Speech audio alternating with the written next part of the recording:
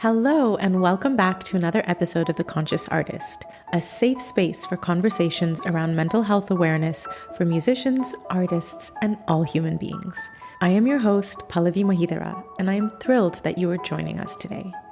I love the community we have developed together through this show, and I'm committed to continuing to give a platform for voices and stories to be shared. When we allow others and ourselves to feel seen and heard, we create much needed change in this industry and in this world. So thank you for supporting this community. Don't forget to subscribe wherever you get your podcasts, and let's get started.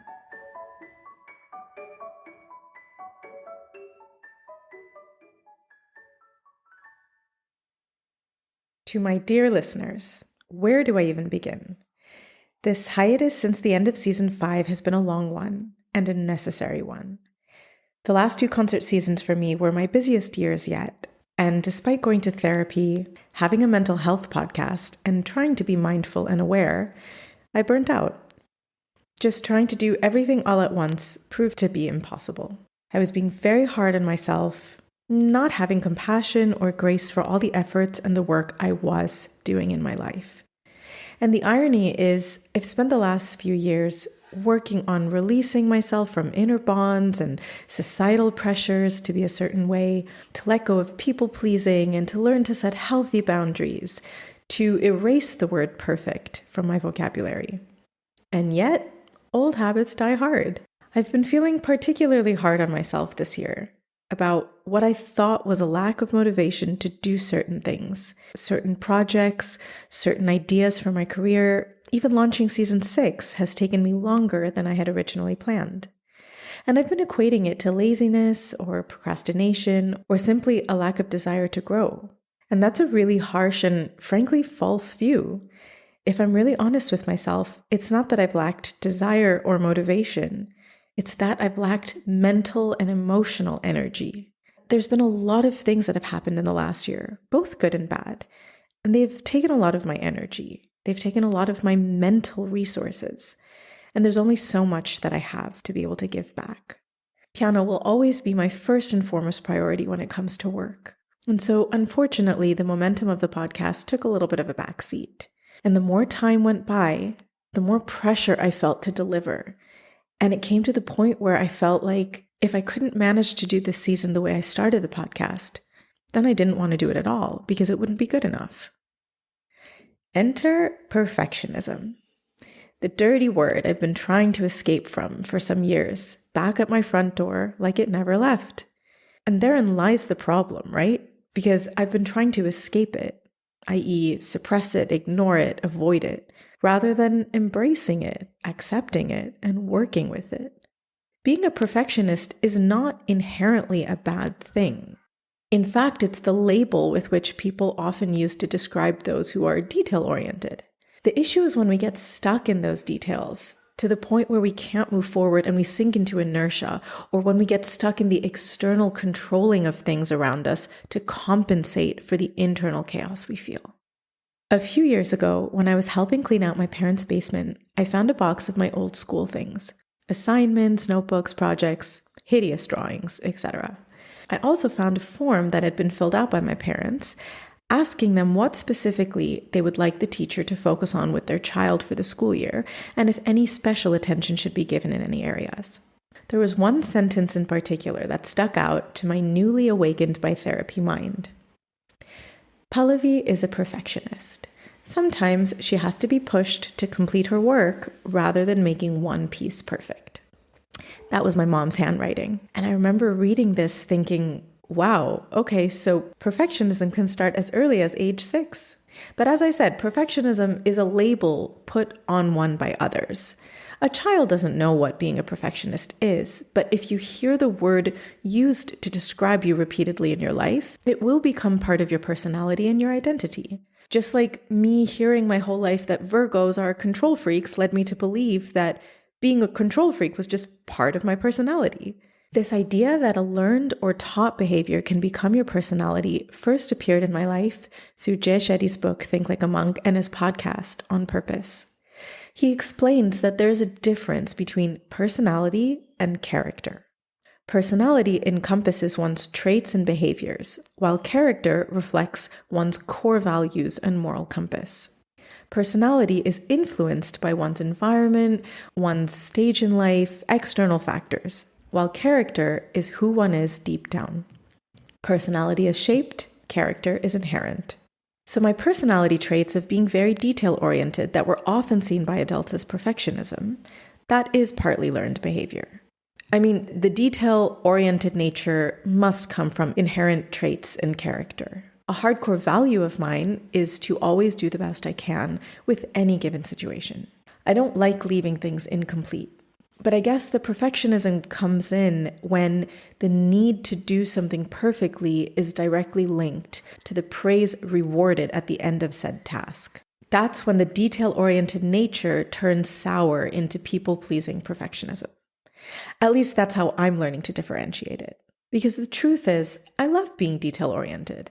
I love seeing all the micro details that maybe no one else will notice, but I notice them, and I love it. It goes hand in hand with an artistic mind, I think. For me, those minute details contribute to the overall beauty of the situation, even if it's as silly as moving the throw pillow 1 inch over on my bed so that it's perfectly in the middle. I appreciate it. I don't need anyone else to. And that's the important distinction, that we do things for us, not for others. The irony is that with music, I know a work is never truly finished, so I never actually seek perfection with music. I just try to do the best I can at any given time, and I'm able to accept that. Of course, it has to reach a certain level for the concert stage, but I'm aware that tomorrow, if I perform the same program, I will do things differently, and I would have learned something new from today. Even more so if I revisit the work in 5 years. So it's curious that I haven't figured out yet how to apply that same acceptance and detachment elsewhere. Perhaps I've often conflated doing the best I can with doing the most I can. I'll have to unpack that later in therapy. Anyway, I've been noticing that my increased tendency towards perfectionism may be a result of increased anxiety, emotional stress, physical exhaustion, and a general internal feeling of chaos. Take this as an example. I was buying a new rug for my home recently and basically had a meltdown because I miscalculated the size of the rug I needed, and I had to return the rug I bought and get another one. It's just a rug. Yet in that moment, I felt like it was the end of the world and the end of my sanity. I think the combination of that plus all these other things I felt like I was failing at was just too much. I was so upset at myself that I couldn't even get a rug measurement right. It was such a silly thing to be upset about, but it was kind of an indication to me that I wasn't really doing okay. My mental health had reached kind of a breaking point, and the rug incident was just simply those last few drops of water that make the water in the glass spill over. My mind was screaming, my body was crying out for help by gifting me 6 weeks of chronic and acute back pain, completely linked to my emotional state. Finally, I said to myself, enough is enough. No matter what anyone says to sympathize or empathize, no one can truly know what it feels like to be in my mind or experience what I feel in my body. I have to live with the noise in my head. I have to live with the pain in my body, and I can either choose to stay there and drown, or I can stand up for myself and say no. I have to put myself first for once and take care of myself. Enter boundaries. Boundaries are meant to protect us, to help maintain healthy relationships with others. But they are hard to implement when one isn't used to them or has grown up without the privilege of healthy boundaries being modeled. They are often viewed as selfish, mean, even heartless. And the common misconception with boundaries is that we think they have to do with another person's behavior, which is why we often hear people say, they don't respect my boundaries, or I set my boundaries and they don't listen. There's an amazing psychologist, Dr. Becky Kennedy, and she has a great explanation about boundaries. She says, a boundary is something you tell someone you will do, and it requires the other person to do nothing. I'm going to repeat that. A boundary is something you tell someone you will do, and it requires the other person to do nothing. She gives the example of how her youngest child likes to press all the buttons in the elevator, telling him, don't touch the buttons, don't press all the buttons, and then getting frustrated when he doesn't listen. She says, is not a boundary. She goes on to clarify that a boundary is something she does and does not require her child to do anything different. For example, she says, "When we get into the elevator, I am going to stand in between you and the buttons. If you lunge forward, I will block the buttons with my body because it's not okay to press all the buttons in the elevator." This is just an example, but it was such an eye-opening clarification for me about maybe my own misunderstanding with boundaries. So, how do we implement boundaries in our own lives? For example, a boundary with a family member could be, when I come to visit, I will be staying in a hotel, as that is what works best for my family. A boundary with a coworker could be, I will not be checking my emails after 6 p.m. When you send me documents at 9 p.m. to be worked on for the next day, they will be addressed the next morning during business hours. Or a boundary with oneself could be, I will charge my phone in the living room at night so I'm not tempted to doom scroll on Instagram right before I sleep. So, okay, this seems easy enough, right? Of course, in reality, trying to implement boundaries in our own lives with real-life people, especially those we care about and love deeply, is genuinely challenging. It can leave us feeling very guilty when they are met with resistance, or even when they're accepted gracefully, we can sometimes feel guilty for choosing ourselves. And this brings me to the topic of guilt, and something I learned very recently about guilt. The same psychologist I mentioned earlier, Dr. Becky Kennedy, says, guilt is a feeling we have when we act out of alignment with our values. That's why guilt is useful. It makes us reflect. However, when we say, I set a boundary and I feel guilty because it was met with resistance or whatever, that's not guilt because we are acting in alignment with our values. That feeling of what we name as guilt is actually our tendency to see other people's distress and say, I will take that for you. I will take your feelings and your feelings of being upset and bring it into my body, put it in my body and metabolize it for you. And then I will call that guilt. But she says that is not guilt. That is feeling someone else's feelings for them. And not only is that not good for you, because absorbing someone else's feelings or pain or anger is essentially bringing someone else's emotions into our body, but it's also not good for them. If you metabolize someone else's feelings, for example, especially a child, they don't learn how to sit with their own feelings. It also prevents us from being able to empathize properly because we can only truly empathize when we see someone else's feelings as their own. This was such a mind-blowing revelation for me because I have consistently felt guilty throughout my life whenever I've said no or I've tried to set boundaries. And to be honest, a lot of the times in my life, I've not said no because the thought of saying no made me feel guilty. This makes a lot more sense to me now and frankly goes in line with what my therapist has often told me about codependency. If I am trying to manage someone else's feelings or emotions that are a reaction to a choice I've made for myself, that is still a form of codependency. And this brings me back to perfectionism because my adult self feels so annoyed that I'm still struggling with codependency in some form or another, that I've put in so many hours and days and weeks and years into rewriting and rewiring those old behavioral habits that I feel like I failed at growth or progress. This insane pressure we put on ourselves to be perfect, to have it all together, to have completed our learning, so to say, especially as adults, is exhausting. Frankly, I don't know any adult that has absolutely everything together. Maybe their family life is perfect, but they're unhappy at work. Maybe they're super successful in their careers and they're very lonely. Maybe they're happy with their work and their personal lives, but their mental health is a roller coaster. No one has it all together.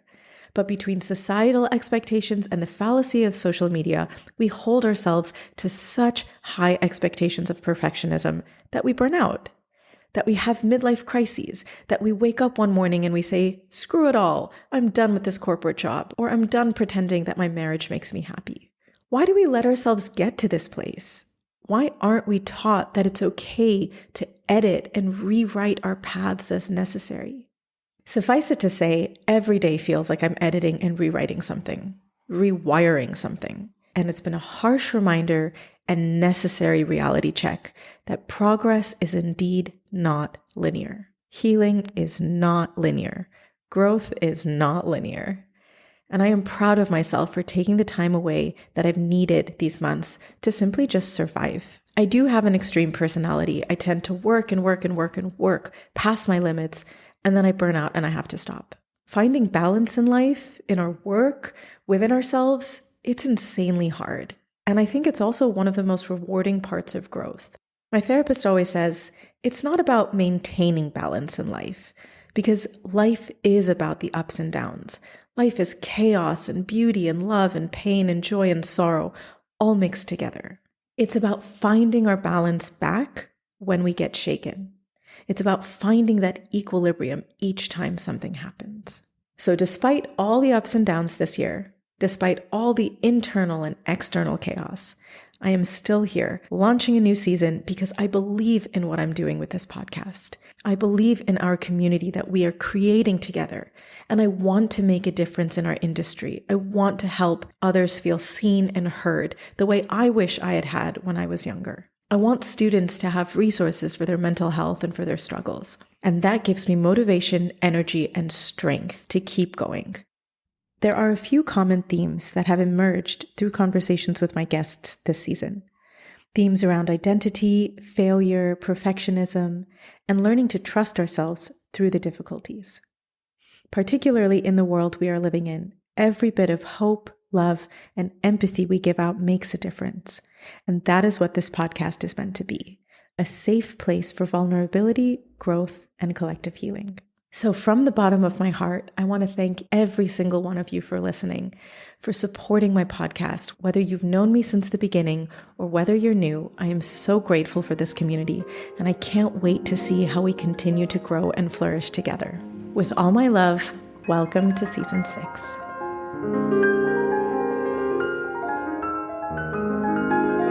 Thank you all so much for listening. I am truly grateful for the support.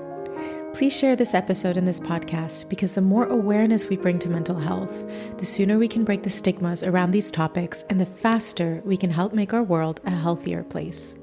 Don't forget to subscribe wherever you get your podcasts, and see you next week for another episode of The Conscious Artist.